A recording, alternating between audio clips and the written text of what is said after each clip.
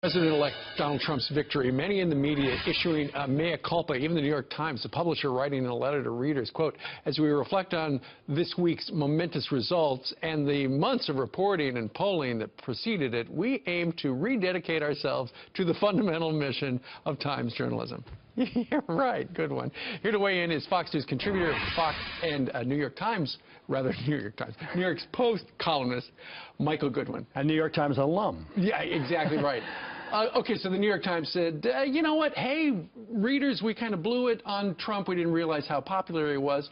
Now, going forward, because Donald Trump has had a non-traditional relationship with the press, how would you like to see him handle the mainstream media going forward? Well, you know, Steve, the way the White House has traditionally worked with the major media organizations is that they get called in sort of on background and be given the president's thinking. They get a lot of briefings. They get scoops. Sure. Because they are handed by the White House, both Democrats and Republicans, which wants to put them out via CBS, the New York Times, the Washington Post. I'm calling on Trump to break that model. He doesn't need those people. He cannot count on them. They are a filter. They are filtering and then, you know, slanting whatever he says. And they misrepresent the country. I mean, that is what we saw in this campaign. So President-elect Trump does not need to feed that beast anymore. He should create a new model, and he already has with his own Twitter. But I think more than that, he should create this town hall system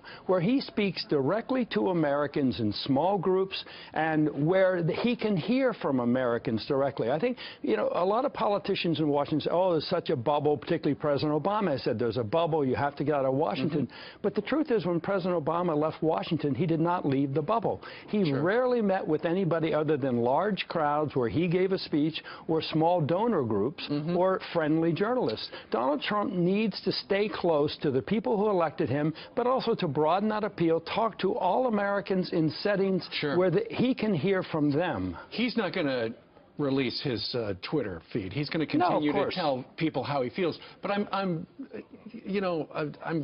think it's cool, your idea on, you know, keeping it going with the American people, because his rallies have been massive. I think he saw 1 million people at rallies, whereas I think she saw 10,000 in the last couple of months. Look, and the technology gives you all kinds of options. You never have to stop being in touch now. You don't have to be trapped in the Washington bubble where you're only hearing from lobbyists and other politicians. You really can, and the mainstream media, which is going to distort. I mean, what they did this time was lie to the country about Donald Trump. And they did it in order to elect Hillary Clinton. So this is the perfect opportunity, combined with the technology, for him to reshape these press relations, not be dependent and not be a captive to the filter that they will apply to him. Well, let's see if he's watching it and if he's thinking, yeah, that's a good idea. He is non-traditional. That's right. Well, and perfect opportunity. Absolutely. All right, Michael, thank you very much. My pleasure.